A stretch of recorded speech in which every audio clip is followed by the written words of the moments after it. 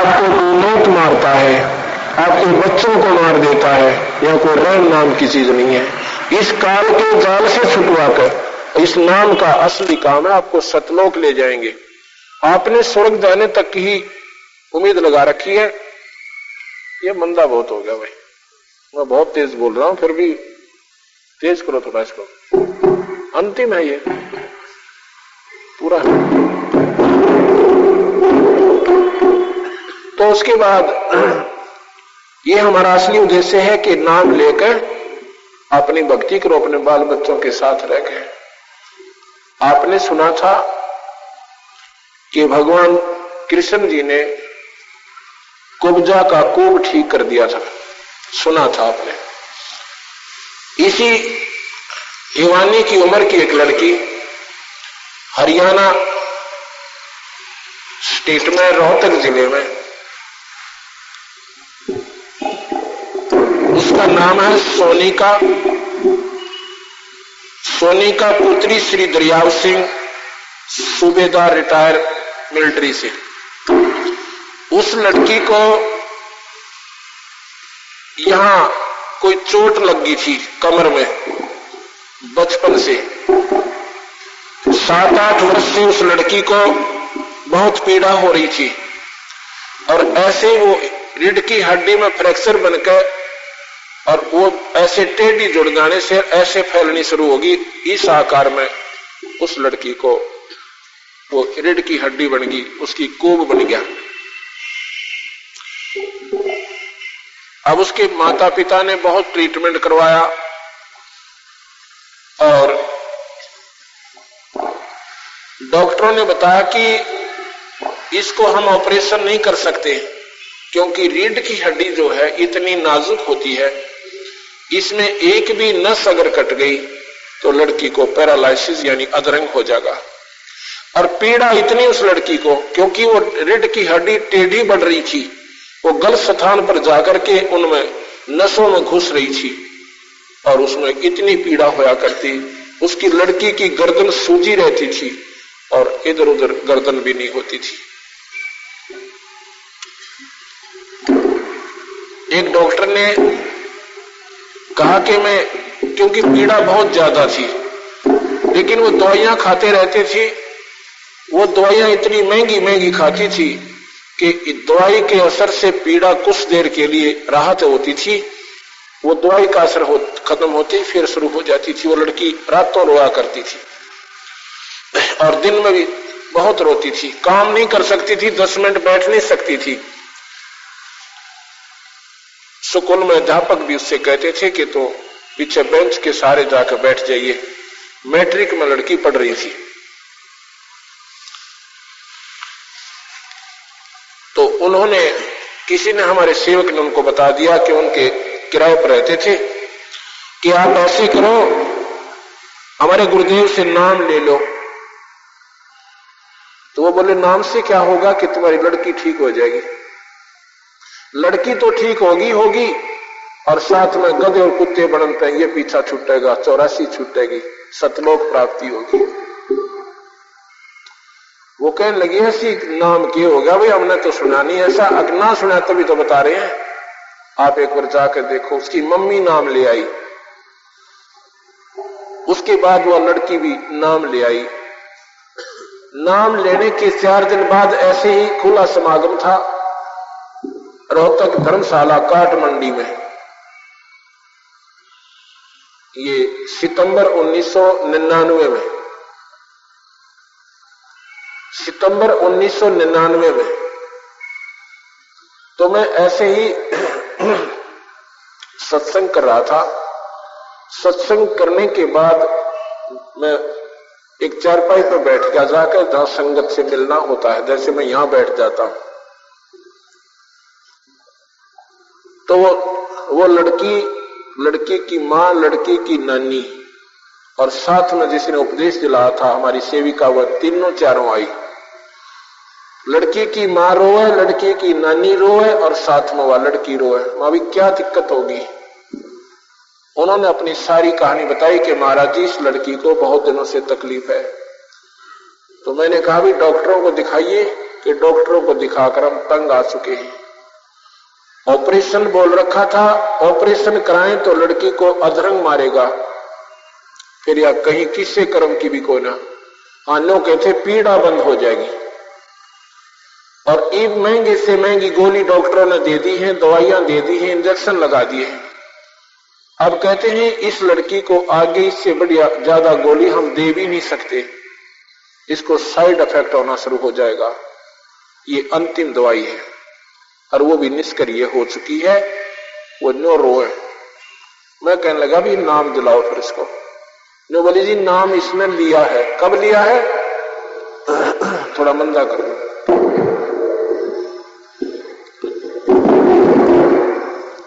मैंने कहा कि कब लिया है? कि 4-5 दिन हो गए जी। मां फिर बेटी तू नाम जाप करती है? अगना जी। फिर भाई दवाई ले ली खाई को ना, नाम जाप नहीं कर रही कैसे लाभ होगा? न बोली जी मेरे पे जाप होता ही नहीं। क्यों नहीं होता? ठीक है, क्यों नहीं होता? कि मैं बहुत पीड़ा में रहती हूं, मुझे नाम लेना लिया ही नहीं जा रहा मुझसे, मुझे दर्द बहुत रहता है। अब कई नादान आत्मा ने सोचेंगे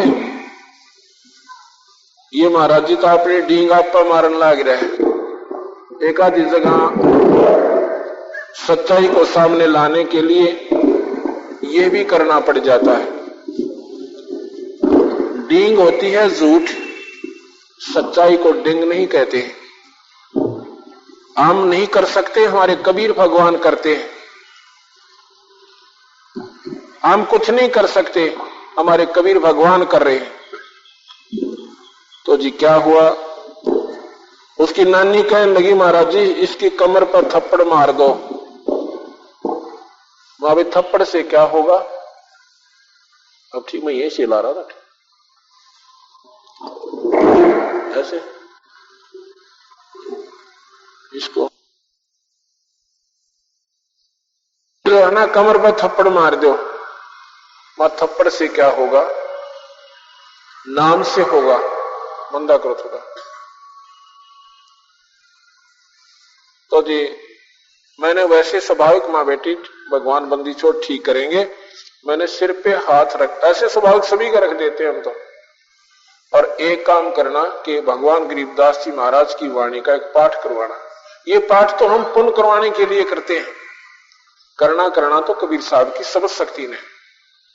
तो धर्म शुरू हो जा तो धर्म बनेगा तो हमारे कर्म भी सुधरेंगे।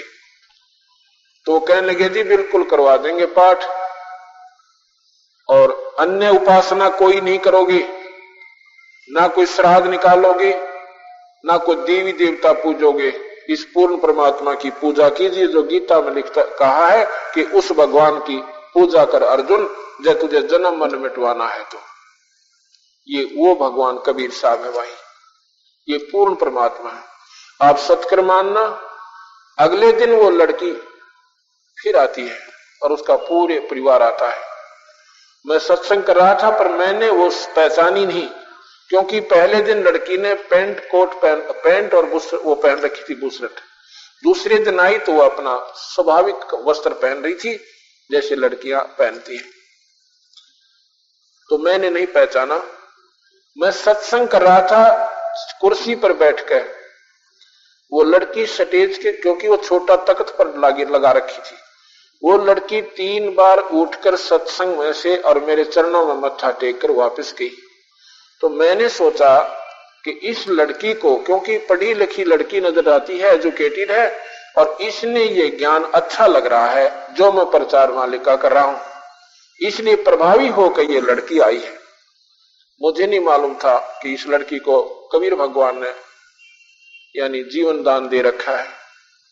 जब नीचे में उतरा बैठा तो वो 3 सभी मिलकर मेरे पास आए।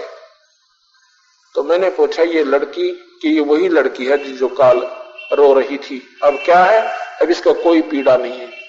हम धर्मशाला से बाहर गए थे, उसके बाद इसका कोई तकलीफ नहीं है। आज 2 साल होने जा रहे हैं, उस लड़की को कोई तकलीफ नहीं है। बोल सतगुरुदेव की। उसके कोब नहीं रहा, बिल्कुल प्लेन हो गई है। उस लड़की का फोटो भी मेरे पास है। अब ये तो है मुफ्त में। भगवान कृष्ण जो है जन्म मरण नहीं मिटा सकते आपके, क्योंकि इनके अपने भी नहीं मिटेंगे। ये कर्मदंड नहीं काट सकते, क्योंकि इनके पास कर्मदंड काटने का अधिकार नहीं है।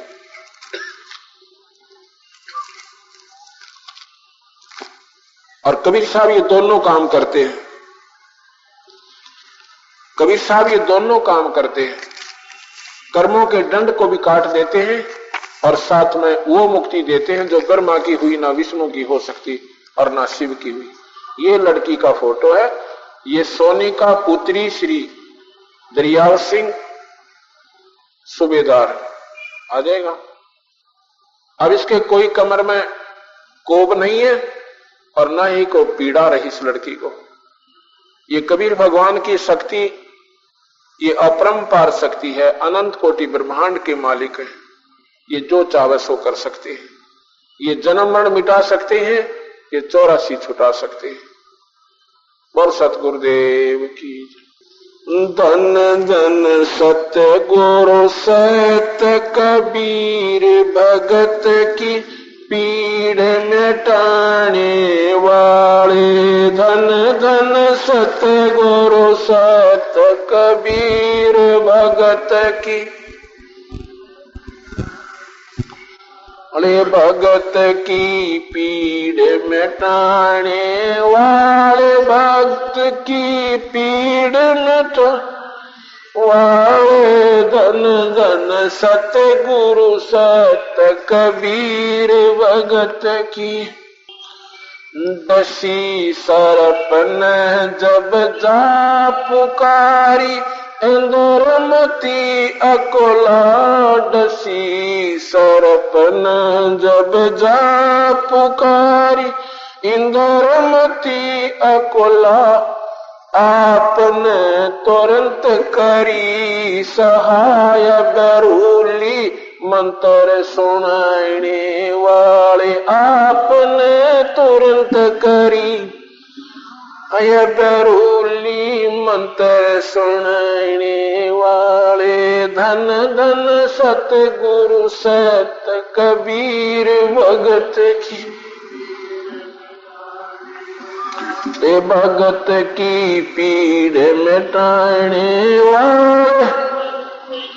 पीड़ मिटाने वाले, धन धन सतगुरु सत कबीर भगत की पीड़ मिटाने। दामोदर सेठ के होठ आकाश, अरज करी डूबता देख जहाज। दामोदर सेठ के होठ आकाश, अरज करी डूबता देख जहाज। लाज मेरी रखियो गरीब नवाज, समुद्र से पार लंघाने वाले। लाज मेरी रखियो गरीब नवाज, समुद्र से लंघाने वाले। धन धन सतगुरु सत कबीर भगत की पीड़ मिटाने वाले। धन धन कबीर भगत की पीड़ मिटाने। कह कर जोड़ दीन धर्मदास, दरस दे पूर्ण करियो आस। कह कर जोड़ दीन धर्मदास, दरस दे पूर्ण करियो आस। मेट जो जन्म मरण की तरास, सत्य पद प्राप्त कराने वाले। मेट जो सत्य पद प्राप्त कराने वाले। धन धन सतगुरु सत कबीर भगत की पीड़ मिटाने। धन धन सतगुरु सत कबीर भगत की पीड़ मिटाने वाले। सत साहिब। अब हमने ब्रह्मा विष्णु भगवान उनके अवतार राम और कृष्ण की महिमाओं को बहुत सुना। वो भी ईश्वर हैं, उनमें भी शक्तियां हैं, पर उनकी शक्तियां सीमित है। ये असीमित शक्ति का मालिक है, इनकी असीमित शक्ति है, इनके ऊपर कोई कंट्रोल नहीं है, इनके ऊपर कोई मालिक नहीं है। ये जो चाहे सो कर सकते हैं। जैसे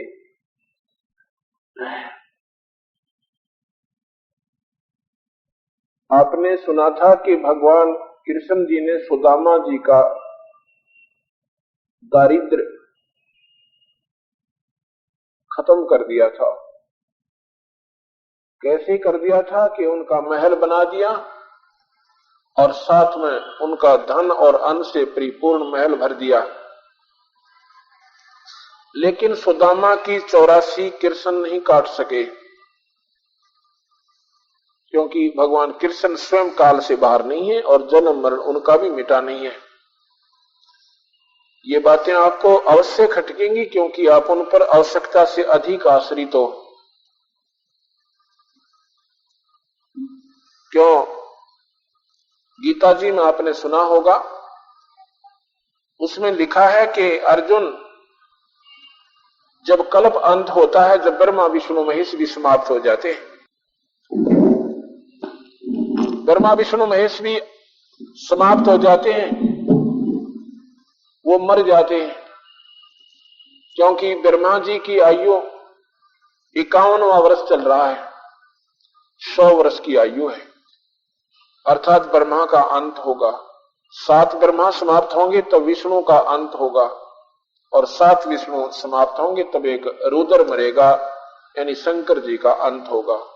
एती उम्र बुलंद मरेगा अंतरे, ये सतगुर लगे ना कान न बैठे संतरे। इतनी लंबी आयु है इनकी, ये भी अंत में समाप्त होंगे। इसी प्रकार भगवान कृष्ण सुदामा की 84 नहीं काट सके, केवल धन दे दिया और उनका महल बना दिया। ये तो एक, अगर आपका कोई अच्छा रिश्तेदार राजा हो, मंत्री हो, मुख्यमंत्री हो, प्रधानमंत्री हो, यो काम तो वो भी कर देगा अपना, इतना धन से संपन्न वो भी कर सकता है। अगर जन्म मरण हमारा नहीं मिटा, 84 नहीं छूटी, तो उस धन की कोई फायदा नहीं है। इससे अच्छा अपना मेहनत मजदूरी करके लुखी रोटी खाकर गुजारा हो सकता है। इसी की तुलना में कबीर भगवान की समर्थता आपको बताता हूं। कबीर साहब वो पूर्ण ब्रह्म है, ये अनधन से परिपूर्ण भी कर देंगे और 84 छुटाकर, काल से छुटवाकर सतलोक ले जाएंगे आपको। एक तैमूरलंग नाम का एक मुसलमान लोहार था। वो बहुत गरीब था, उसकी मां बड़ी धार्मिक वृत्ति की और साध्वी प्रवृत्ति की औरत थी। आने वाले उसके अतिथियों को अपने घर पर भोजन, मान ले उनके घर पर एक व्यक्ति का आटा बचा हुआ है, वो न्यो की न्यो खाना बना करके और उस अतिथि को खिला देते थे, और स्वयं वो मंदा बहुत हो गए, बगैर खाए सो जाती थी। इतनी धार्मिक वृत्ति की वो बहन माई थी। ऐसा ही फिर बच्चे पर असर हो जाता है। एक दिन की बात है कि वो क्या करता था, तैमूरलंग गांव वालों की, शहर वालों की भेड़ बकरियों को किराए पर चराने ले जाता था। वो पाली रहता था। एक दिन गांव से बाहर, नगरी से बाहर उन बकरियों को बैठा रखा था। दोपहर का समय था, खाना खा रहा था। वहां पर कबीर भगवान आ जाते हैं। उनको जैसे रास्ते चलते को पूछा करते हैं, भाई खाना खा लीजिए। कबीर साहब ने कहा, भाई खाना तो खाऊंगा, भूख लगी है। तैमूरलंग कहने लगा, भगवान मैंने तो रोटी खा ली है, मैं गांव से बनवा कर लाता हूं अपनी मां से, तो मेरी बकरियों को देखना आप, यहां कोई खिसक ना जाक। नहीं जी, जाइए। अपनी मां के पास जाकर के तैमूरलंग कहता है कि मां,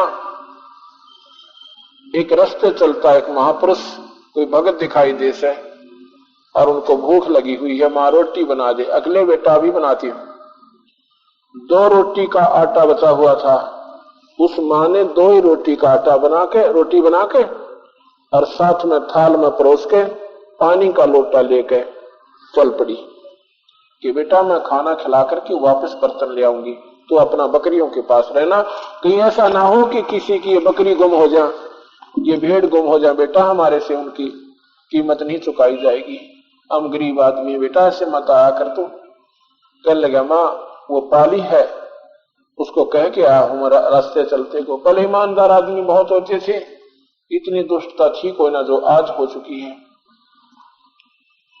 तो दोनों माता और पुत्र वहां पहुंचते हैं। जब वहां पहुंचे तो माई ने देखा महात्मा दिखाई देता, कोई भक्त आत्मा है, और कहते हैं संत आशीर्वाद दे दे तो मालो माल हो जाते हैं, क्योंकि गरीबी घनी थी। अब देखो निर्धन धन चाहता है, कोढ़ी काया चाहता है, और जिसका पुत्र नहीं है, निसंतान है, वो पुत्र की कामना ही क्या करता है, अंधा केवल आंखें ही मांगता है। तो उनको टोटा ज्यादा था, उनके घर में खाने को अन्न उपलब्ध नहीं रहता था, कई बार तो भूखे सो जाते थे माता और बेटा। तो जी महाराज के सामने खाना रख दिया, कबीर भगवान के सामने। कबीर साहब कहने लगे माई तुमने नाम ले रखा है? अगर नहीं जी, आपने नाम लेना पड़ेगा। नाम से क्या होगा भगवान? क्या हमारा टोटा दूर हो जाएगा, हमारा दारिद्र्य नष्ट हो जाएगा, हम धनवान हो जाएंगे? कहां धनवान हो जाओगे? कबीरा सब जग निर्धना धनवंता ना को, धनवंता वो जानियो जिस पर राम नाम धनो। किससे धनवान हो जाओगे? मौज हो जाएगी। तो ठीक है जी, नाम ले लेंगे, लेकिन तुमने ये मांस मिट्टी नहीं खानी।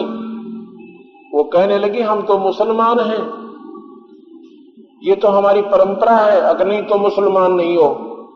मुसलमान मांस नहीं खाते, और मांस खाते वो मुसलमान नहीं है, क्योंकि मांस खाना पवित्र आत्मा का काम नहीं होता। मुसलमान का मतलब है वो पुण्यात्मा जो कि कीड़ी तक भी ना मारे, बीड़ी शराब मांस तमाकू का हाथ भी ना लावे, उसको मुसलमान कहते हैं।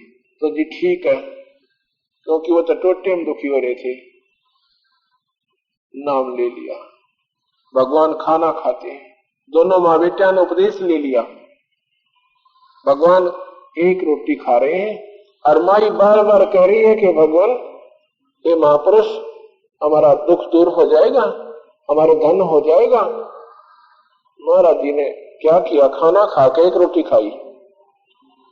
एक वहां पर बकरियां बांधने की एक चैन थी, लोहे की बेल बोलते हैं इसको, लोहे की चैन लंबी सी जिसे बकरी बांधते हैं पतले से, उसको उठा, उसकी 4 यानी ऐसे इकट्ठी करके इतनी बना ली वो पकड़ कर मारने के लिए।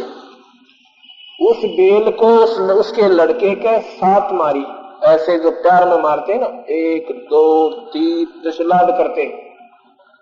फिर लात मारी धीरे धीरे, फिर मुक्के मारे। माई ने सोचा कि ये कोई पागल व्यक्ति है, और मैंने इसको बार बार कह दिया ना, ये नाराज होगा दिखा है। कहती है महाराज जी मेरे बच्चे ने कोई आपको अपशब्द कहा, जो इस काल से बाहर है उस परमात्मा का यदि हम आसरा तकेंगे तो उन, जो इस काल से बाहर है उस परमात्मा का यदि हम आसरा तकेंगे तो उन पर काल प्रभावी नहीं होगा, काल का असर उन पर नहीं होगा। तो हमने ये सोचना पड़ेगा कि एक ही पुत्र और वही चला गया, अब वो माता पिता अपने समय को कैसे व्यतीत करेंगे? आप हृदय पर हाथ नहीं रखते, आप इतनी गहराई में नहीं जाते। जैसे कबूतर होता है, कबूतर जब बिल्ली आती दिखती है, दिखाई देती है तो आंखें बंद कर लेता है और सोच लेता है कि तेरा खतरा टल गया, बिल्ली दिखाई नहीं दे रही इसलिए तू मरेगा कोई ना। इतनी देर में उसकी नाड़ दबा देती है, गर्दन तोड़ देती है और उसको खत्म कर देती है। हमने आंखें बंद कर रखी हैं, बिल्ली अभी गुजरात में आई थी, इधर नहीं आएगी, आंखें बंद कर लिया उन्हें। ऐसे नहीं हो सकता। हम उसी पृथ्वी पर रह रहे हैं, उसी आसमान के नीचे हैं जहां पर वो गुजरात वाली हमारे बहन भाई रहा करते थे, और आज उनका नाम और निशान नहीं। जिस संपत्ति के लिए विचारों ने तन मन धन और अपना सब कुछ लगाकर सारा समय डिवोट कर रखा था, और आज उनके पास कुछ भी नहीं रहा। उन्हीं मकानों और उस अपनी इमारतों के नीचे, बिल्डिंगों के नीचे और सर्वनाश को प्राप्त हो गए। ये क्या तमाशा है? ये है, कबीर साहब कहते हैं कि ये काल जो है ये कसाई है। काल कसाई हसत है, सर्वलोक को खा, अंकुश निर्गुण नाम का ये सतगुरु दर पकड़ा जा। गीता जी में भगवान कहता है वो काल कृष्ण जी के अंदर प्रवेश करके कि अर्जुन, मैं इस समय बढ़ा हुआ काल हूं, महाकाल हूं, और सबको खाऊंगा, एक को नहीं छोड़ूंगा। और हम पूजा उसी की कर रहे हैं जो काल कहता मैं खाऊंगा। अब बताइए, हम बहुत नादान आत्मा हैं, क्योंकि अज्ञानता, सत्संग की कमी, सत्पुरुष कबीर भगवान की जानकारी ना होने से हम यहीं तक सीमित हुए, अपने ही हिसाब से अपनी साधनाओं पर आरूढ़ हो गए। 1 लाख जीव रोज काल खाता है, वही जो 1000 भुजा का भगवान है। अर्जुन देख रहा है कि हे 1000 भुजा के भगवान, आप अपने चतुर्भुजी रूप में आ जाइए, मैं आपके इस रूप को सहन नहीं कर पा रहा, मेरा दिल घबरा रहा है और कांप रहा है। अर्जुन जैसे योद्धा, भगवान से कभी डर नहीं लगता, और अगर डर लगता है तो वो भगवान नहीं हो सकता। जिस पुत्र ने अपने पिता से डर लगता है वो बाप नहीं, राक्षस है। पिता तो पुत्र को छाती से लगाकर रखता है, उसके 100 प्यार करता है, लेकिन वो पिता नहीं है जिससे हमें डर लगता है। इसलिए हम अपने पिता का हमने ज्ञान नहीं, हमारा मालिक कौन है। सभी कहते हैं कुल का मालिक एक, और फिर साधनाएं 36 सिर पे रख रखी। जब कुल के मालिक से आपका संपर्क हो जाएगा, फिर अन्य साधनाओं की आवश्यकता नहीं पड़ेगी। यदि आपका चीफ मिनिस्टर से संबंध हो जा और कोई मिला दे आपको, आपने फिर नीचे के किसी अधिकारी से मिलने की आवश्यकता नहीं पड़ेगी, उसके पास जाकर उसकी सेवा करने की आवश्यकता नहीं पड़ेगी, वो तुम्हारे पास आएगा। अगर ऐसा नहीं है तो फिर आपने ज्ञान को नहीं, ज्ञान नहीं आपको। और प्रधानमंत्री से मिलन हो जाए आपका, क्योंकि वो supreme power of the country, तो और राष्ट्रपति से तो फिर आपके वारे न्यारे हैं, फिर आपका कहीं भी कोई काम नहीं रुक सकता, आप पर कोई संकट नहीं आ सकता। ऐसे ही ये 3 लोक के परमात्मा हैं, ब्रह्मा विष्णु महेश, केवल 3 लोक्स ओनली 3 लोक्स गॉड। वो कौन कौन से मैंने अभी बताए थे। इसके बाद बहुत लोक हैं, 14 लोक तो एक ब्रह्मांड में है जिसमें हम रह रहे हैं। ऐसे 21 ब्रह्मांड हैं और उनमें बहुत लोक हैं, 88,000 खेड़े हैं, तो उनका मालिक न्यारा है। वो कौन है? 21 ब्रह्मांड का कुल मालिक है ज्योत निरंजन ब्रह्म, और 3 लोक के कुल मालिक है ब्रह्मा विष्णु महेश, क्योंकि इनकी प्रभुता इस 3 लोक के अंदर है। और 7 शंख, नील पद्म शंख ब्रह्मांड का मालिक है, परमात्मा है, वो कुल मालिक है, इंक्लूडिंग ये 3 लोक्स, जो 7 शंख ब्रह्मांड आगे, और इंक्लूडिंग ये 21 ब्रह्मांड, ये 21 ब्रह्मांड समेत ओवरऑल कंट्रोलर है, जो 7 शंख ब्रह्मांड का मालिक है, उसको परब्रह्म कहते हैं। इस परब्रह्म से ऊपर एक पूर्ण ब्रह्म परमात्मा है, जो अनंत करोड़ ब्रह्मांड का मालिक है, वो ओवरऑल कंट्रोलर यानी कुल मालिक है। आप विचार कीजिए, अपने डिपार्टमेंट में हेड ऑफ द डिपार्टमेंट वो उसका कुल मालिक होता है, लेकिन वो सुप्रीम पावर नहीं है, उस महकमे की सुप्रीम पावर है, उसके बाहर उसका कोई औचित्य नहीं है, उसकी कोई समर्थता नहीं है। ऐसे ये केवल 3 लोग के हेड ऑफ डिपार्टमेंट हैं, लेकिन इनकी भगवान ब्रह्मा विष्णु महेश के इनके जो अधिकार क्षेत्र हैं ये निर्धारित किए गए हैं। एक संविधान बना रखा है काल ने कि ना तो तुम कर्म घटा सकते ना बढ़ा सकते। जैसे कर्म इस लोक में प्राणी कर रहे हैं उनको ऐसा झोंका तो दे सकते हो, कर्म के दंड को आप नहीं काट सकते, ब्रह्मा विष्णु महेश नहीं काट सकते। 3 ताप को नहीं काट सकते। ये 3 ताप के अंतर्गत क्या आता है? किसी ने श्राप दे दिया, कोई देवरुष्ट हो जाना, या किसी का छू मंत्र जंतर मंत्र किसी ने कर दिया, ये ब्रह्मा विष्णु महेश नहीं काट सकते। अब ये बातें आपको खटकेंगी क्योंकि ये नया ज्ञान है, पर सच्चाई से परिपूर्ण है। एक बार जो चीज कड़वी लगा करे, क्योंकि जो हमने कभी चाखी को ना, हमने कभी इसका टेस्ट नहीं लिया, ये कड़वी लगेगी, एक दिन मीठी आपको सिद्ध हो जाएगी। आप सोचिएगा, भगवान विष्णु से भी अपना कर्म दंड नहीं कटा, अपना 3 ताप के अंतर्गत जो उसको श्राप मिला था वो श्राप नहीं कटा भगवान विष्णु से। कैसे? एक समय नारद जी ने भगवान विष्णु को श्राप दे दिया था। लंबी कथा ना करके मैं शॉर्ट में बताता हूं, संक्षिप्त में आपको सुनाना चाहता हूं। आपने खूब कथाएं सुन रखी हैं कि नारद जी ने क्यों श्राप दिया था विष्णु जी को, कि एक भगवान ने लीला की थी। विष्णु जी ने, नारद जी को अभिमान हो गया था कि मैंने अपनी इंद्रियों पर काबू कर लिया, मैंने अपना मन मार लिया। कबीर साहब कहते हैं, कोई कहे कि 7 समंदर और बहकर चल पड़े, नेचुरल फ्लो में चल पड़े, और कोई कह दे अकेला आदमी कि मैंने उन 7 के बहते पानी को अकेले न रोक दिया, जो कि अति असंभव, क्वाइट इम्पॉसिबल, हो नहीं सकता।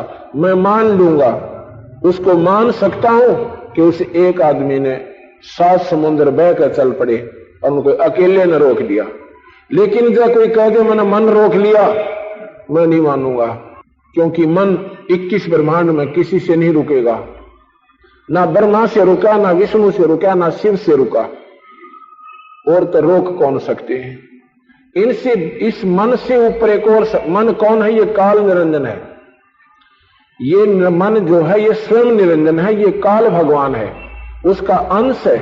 उसने अपनी सिद्धि शक्ति से इस मन को इंद्रियों के ऊपर अपना सवार बना रखा है, और मन से ऊपर कबीर भगवान है, सतपुरुष है। क्या होता है कि नारद ने जब अभिमान हो गया भगवान से कहा, तो भगवान ने सोचा कि बच्चे को अभिमान हो गया, क्योंकि ये ब्रह्मा का पुत्र है नारद जी, और ब्रह्मा विष्णु महेश तीनों भाई हैं, एक ही मां से उत्पन्न हुए। ये ब्रह्मा विष्णु महेश शेरावाली से, शेरावाली इनकी माता है, प्रकृति देवी नाम है इसका। इसको आदि माया भी कहते हैं, इसको अष्टंगी भी कहते हैं। ये ब्रह्मा विष्णु महेश की माता है। तो विष्णु जी ने सोचा कि नारद काम से गया, ये तो इसने अभिमान हो गया, इसका अभिमान भंग होना चाहिए ताकि ये बच्चा मार ना खावे। भगवान ने सोचा तो ऐसा था, लेकिन उसके उल्ट पड़ गई। कैसे? भगवान ने क्या किया, एक मायावी एक सुंदर नगर बना दिया अपनी माया से, और उस सुंदर नगर में एक राजा की लड़की का स्वयंवर रच दिया। नारद जी उस नगर से प्रवेश कर रहे थे, नगर को पार कर रहे थे। उसने देखा नारद जी ने कि यहां तो बड़े बाजे बूजे बज रहे हैं, बड़ी मीठी मीठी आवाज में लड़कियां गाने गा रही हैं। नारद जी पूछ रहा है कि क्या हो गया भाई, यहां क्या बात है? तो बताया गया कि राजा की लड़की का स्वयंवर है, और लड़की अपना मन पसंद वर वरेगी। दूर दूर के जवान जवान सुंदर सुंदर भूप राजा आए हुए हैं, और लड़की के बस तरी उतरी हुई है आकाश से, इतनी सुंदर कन्या है। अब नारद जी कहते हुई दुख दुख, अगर शादी क्यों ना करवा लो? उस क्षण पहले कह रहा था मैंने इंद्रियों को काबू कर लिया, मन पर काबू पा लिया। अब मन में इस मन के मते न चालिए, मन है पक्का दूत, ले डूबे दरिया में फिर जावा हाथ तो छूट। ये मन इतना बदमाश है, इतना बुंडा कर्म करवा दे एक बार, इतना दुष्कर्म करवा देना जाने किसी नेक आत्मा पे, और फिर हाथ तो छूट जा, फिर उसका जूते पड़ो आत्मा के, मन निकल जाता हाथ से। अब उसने तो दिली अंगड़ाई कि अब तो भाई शादी ही करा कर देखते हैं, शादी में क्या अवगुण है भाई। पिताजी ने करवा रखी, चाचा जी ने करवा रखी, छोटे चाचा जी ने करवा रखी, अपनी अटकड़ा पला दी मन ने। तो अभी शादी भी करवाऊंगा तो मैं तो इतना सुंदर नहीं कि लड़की मुझे पसंद करा, इतना लंबा चौटा और आगे पाछे सर लंबा बजा हुआ। नारद जी ने सोची वह बड़ा बात बिगड़िया था। तो उसने सोचा कि भगवान विष्णु जैसा खूबसूरत इसमें कोई भी यानी नहीं है, तो क्यों ना उनसे उनका स्वरूप मांग लूं। एकांत में जाकर याचना करते हैं, हृदय से रोते हैं, भगवान विष्णु सामने प्रकट हो जाते हैं। कहते हैं क्या चाहते हो ऋषिवर?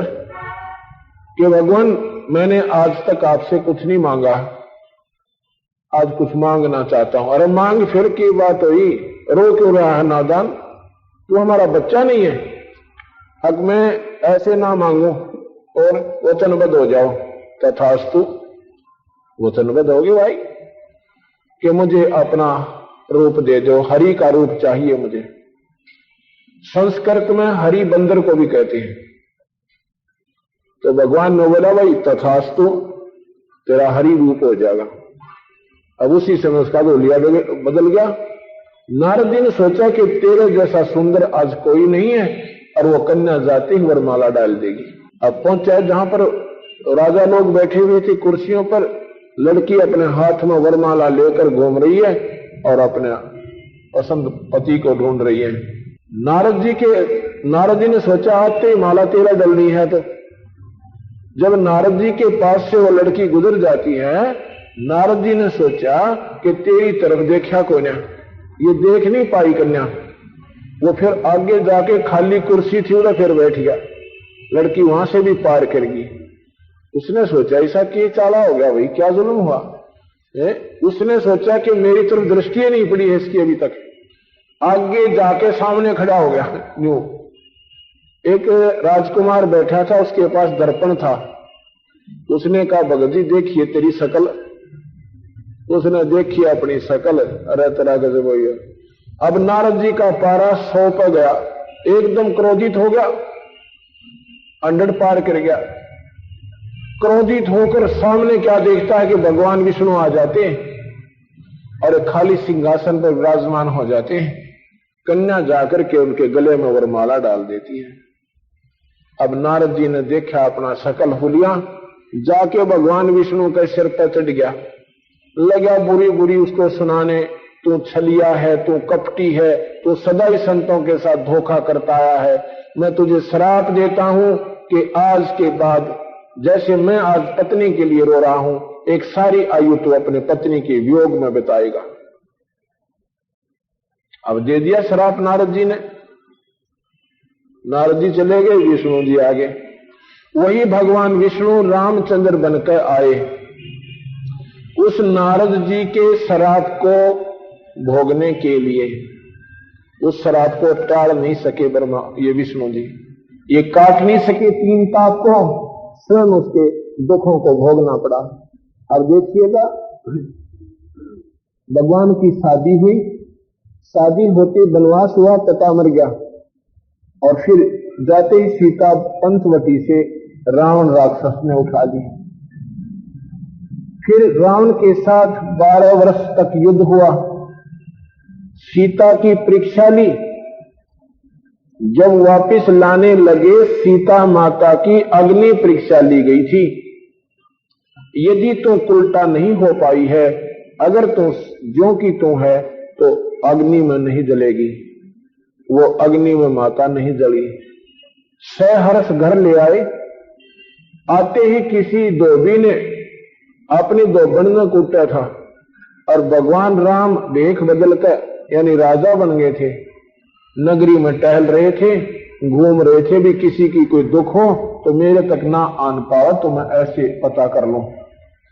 वो कहता है कि मैं तो जो है ना कल कहां गई थी? वो कहती है कि तूने मुझे बुरा शब्द कहा था, मैं अपने घर चली गई थी, 2 दिन वहां रुक के आई हूं।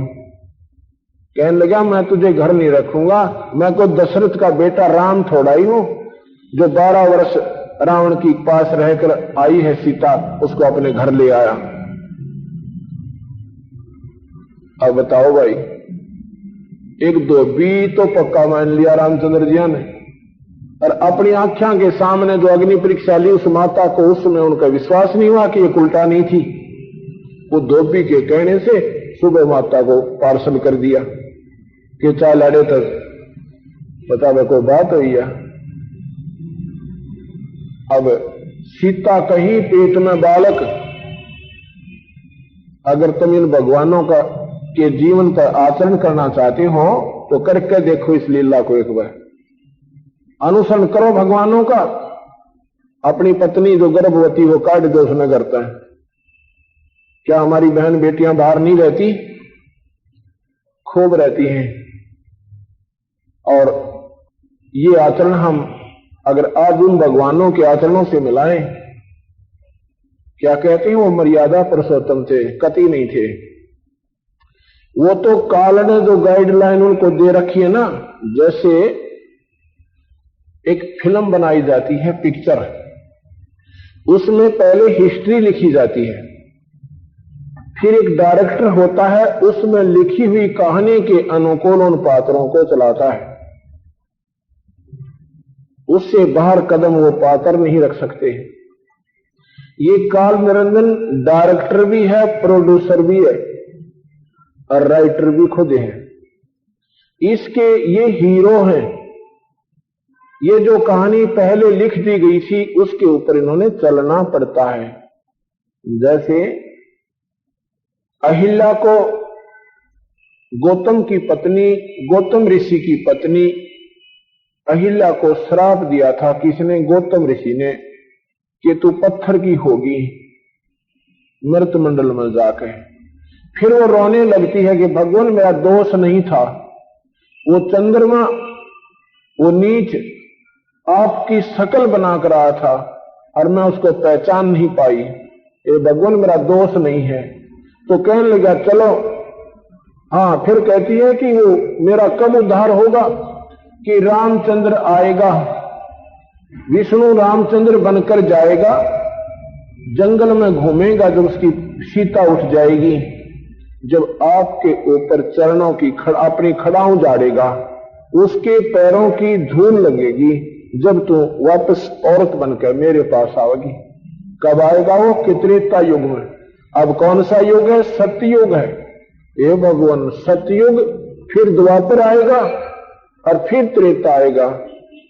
कहने लगे हे मालिक, हे ऋषिवर, मैं निर्दोष हूं, आप जानी जान हैं, आप रहम करो, मेरा जल्दी छुटकारा हो जाए।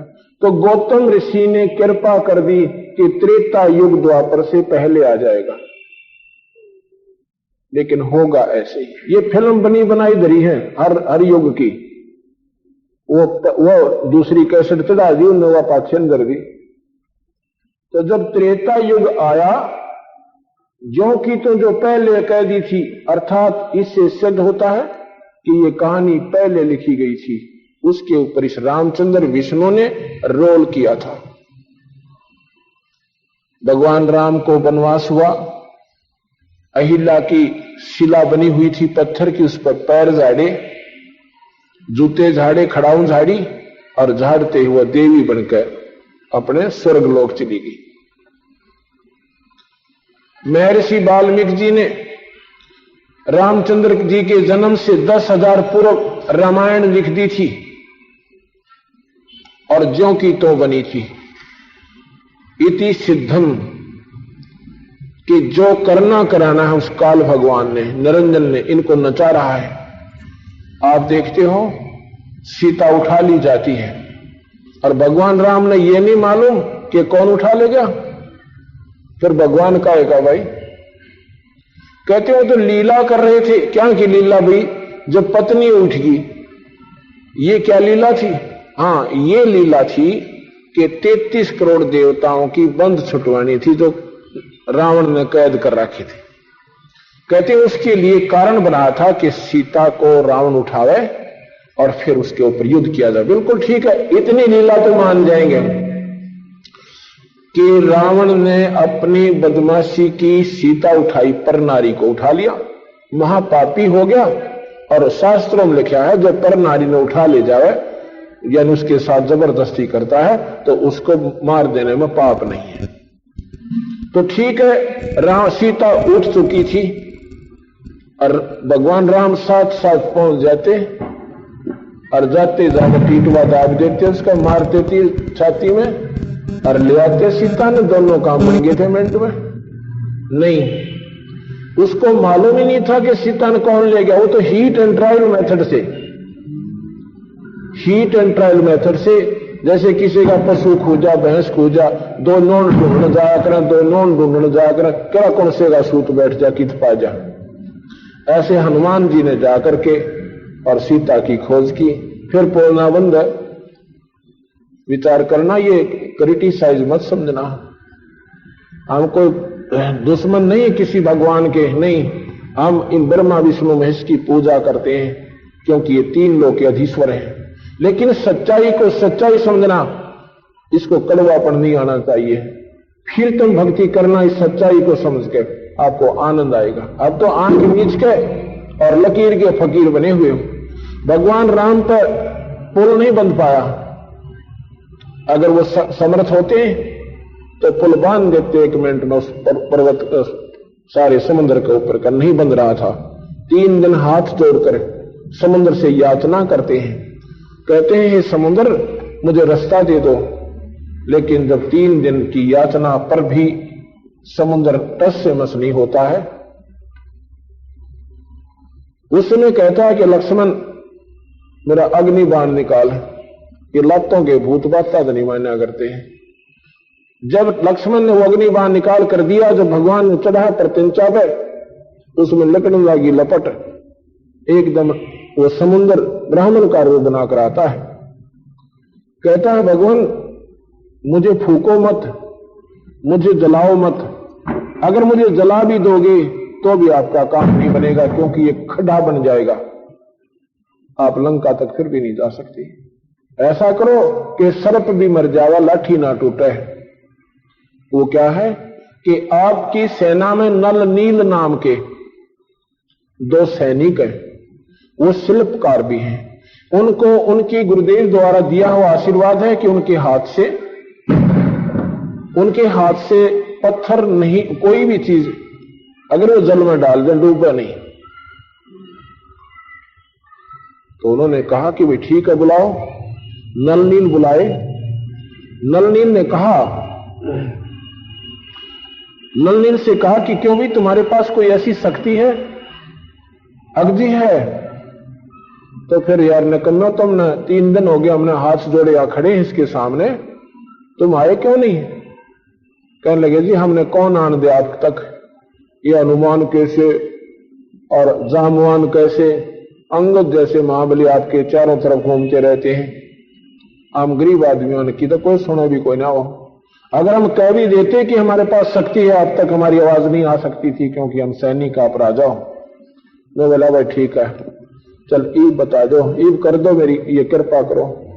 उन्होंने पत्थर उठाए और पानी में रख दिए, सारे डूब गए। फिर उठाए, फिर रखे, फिर डूब गए।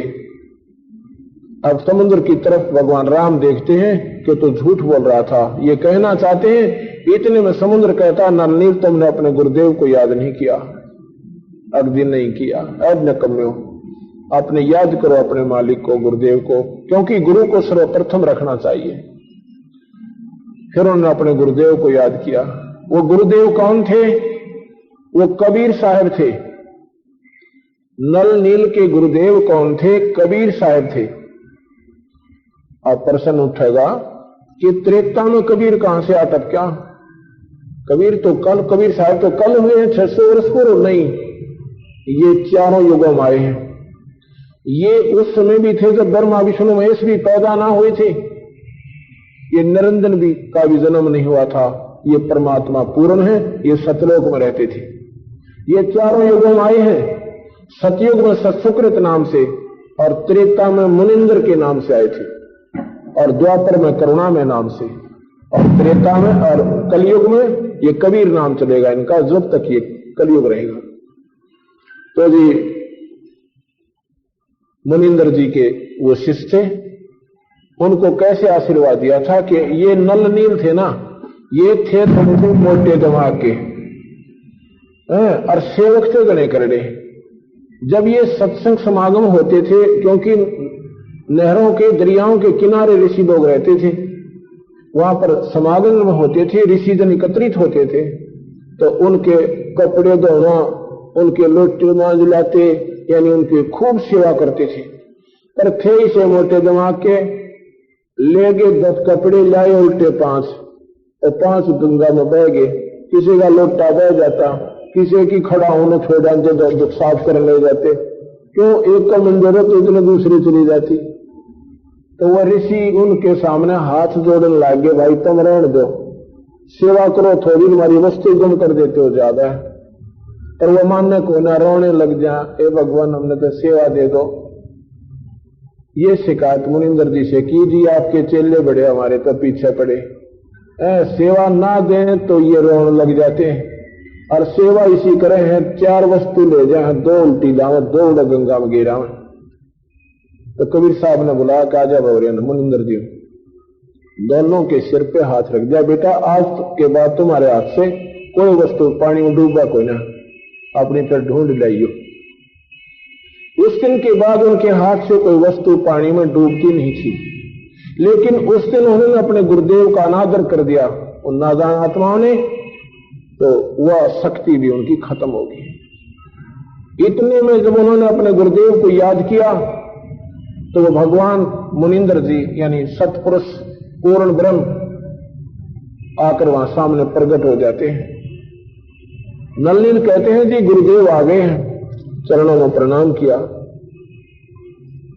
तो कहने लगे महाराज जी ये आपके शिष्यों के हाथ में कोई शक्ति थी, वो आज काम नहीं कर रही। तो मुनिंद्र जी कहने लगे अब काम करे भी नहीं की, क्योंकि इन्होंने गुरु का अनादर कर दिया।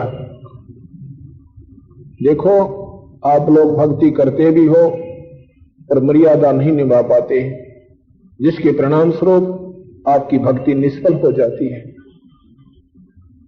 गुरु को परमात्मा के तुल्य मानकर आप भक्ति कीजिए, आपकी श्रद्धा बनी रहेगी, आपकी आस्था उनके चरणों में बनी रहेगी। अगर ऐसा नहीं मानोगे तो आपकी भक्ति बनेगी, बर्बाद हो जाएगी। कहते हैं जैसे माता गर्भ को रख जतन बना और ठेस लगे तो क्षण हो, तेरी ऐसे भक्ति जा। जैसे माता को गर्भ हो और बड़े मुश्किल से भगवान कृपा करें और फिर वो अपनी उस गर्भ का इतना ध्यान रखा करे बालक का कि परमात्मा की ठेस ना लग जा, ए मालिक ये बर्बाद ना हो जा, ए मालिक ना मेरा कब फिर भगवान रजा करे। ऐसे डर के साथ तुमने भक्ति को बनाए रखना चाहिए, नहीं तो ठेस लगे तो गिर जाएगी। जैसे बच्चा गिर जाए तो फिर मां बहुत रोया करे। ऐसे भक्ति जा, भक्ति बर्बाद हो जाएगी। तो नल नील भी अपना बैठ गए मुंह लटका के, उनकी शक्ति अक्षीण होगी और पुल न्यो का न्यो रह गया। ना रामचंद्र जी से बन रहा है, ना नल नील से बन रहा है। अब कबीर साहब मुनिंद्र जी कहते हैं कि रामचंद्र जी प्रार्थना करते हैं, भगवान हे ऋषिवर आप तो पूर्ण ब्रह्म हो, आप जो चाहो सो कर सकते हो। मेरे सामने ये समस्या है कि राक्षस राजा रावण मेरी पत्नी को उठा ले गया है। उसको उस राक्षस ने 33 करोड़ देवताओं को बंद कर रखा है, उससे वो देवता छुटवाने हैं और सीता जी को भी लाना है। सेना का डजाना अति संभव हो रहा है, आप कृपा करो। तो मुनिंद्र जी कहने लगे कि सामने वाला जो पहाड़ है इसको मैंने आते आते अपनी शक्ति से हल्का कर दिया, वहां से पत्थर ला उठाकर। जब वहां से पत्थर उठाए गए, जब हनुमान अंगद और केसे लाए पहाड़ के पार उठाकर वहां ला करके फोड़ फोड़ कर नल नील ने त्रास त्रास के, क्योंकि वो शिल्पकार भी थे, नल नील ने फिर उन पत्थरों को जो चलने योग्य भगवान ने बना दिए थे उनको आपस में जोड़ तोड़ के और फिर पुल बना दिया था। रहे नल नील जतन कर आर, तब सतगुरु से करी पुकार। रहे नल नील जतन कर अरे तब करी सतगुरु से पुकार। दासत रे काल की अपार, सिंधु पे चलात रहने वाले। दासत रे काल की। और गुरु ने आकर के वह नाग काटे और खाए और भगवान के बंद छुड़वाई। कहते ये भी लीला कर रहे थे, ये कोई लीला युद्ध में या क्या लीला थी, उन्होंने अगर समस्या थी तो उनको बंधन नहीं देते। तो यहां महाराज कहते हैं कि काटे बंधन विपत में, काटे बंधन विपत में कठिन कियो संग्राम। और चिन्ह हो रे नर प्राणिया ये गुरुड़ बढ़ाकर राम। यह विचार करो कि गुरुड़ शक्तिशाली हुआ कि भगवान राम हुआ। यहां पर कह देते हैं कि उन्होंने उसकी लज्जा रखनी थी शस्त्र की, ऐसा भी नहीं है। हम ये कहेंगे कि ये ऐसे ही लिखा हुआ था या कहानी ऐसे ही स्टोरी पहले लिख दी गई थी और भगवान रामचंद्र ने उस पर केवल एक रोल किया था हीरो का, दैट्स ऑल, और कुछ नहीं था। तो ये मासा घटे ना तिल बधे, विद ना लिखे जो लेख, और सच्चा सतगुरु मेट के ऊपर मार दे मेघ।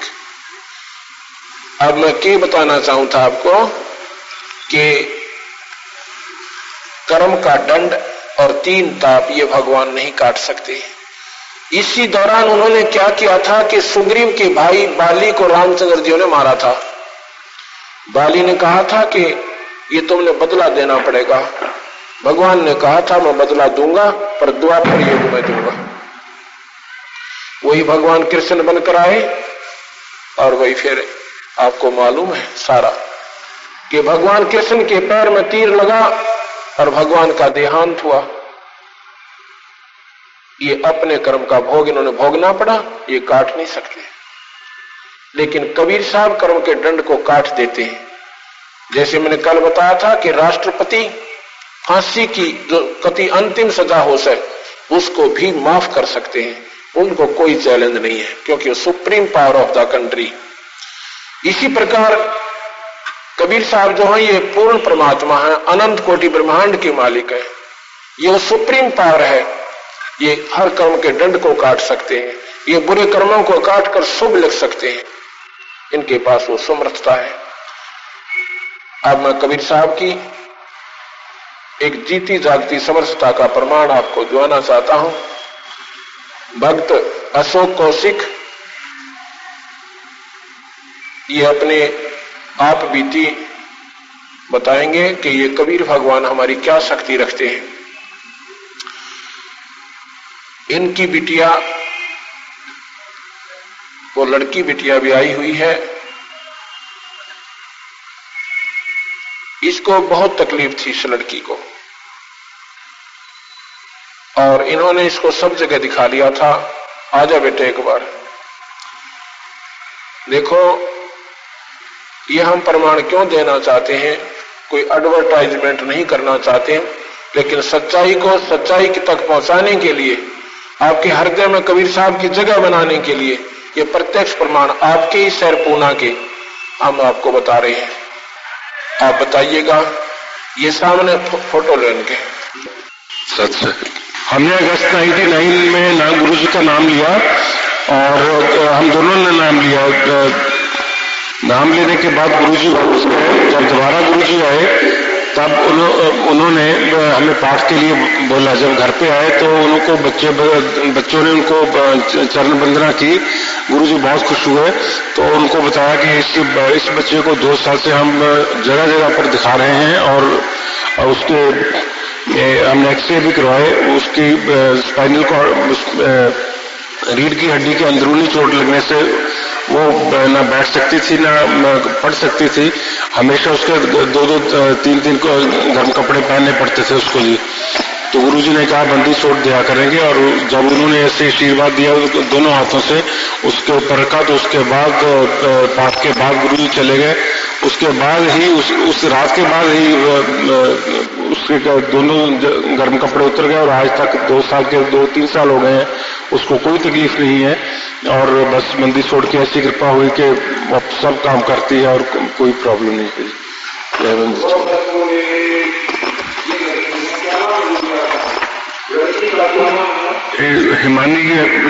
हिमानी है जी, निकनेम सूची है जी। 16 साल की उम्र में इसको चोट लगी थी। 3 साल हम बहुत परेशान हुए, और गुरुजी के एक आशीर्वाद से ही ये सब दुख के जो कांटे कट गए जी।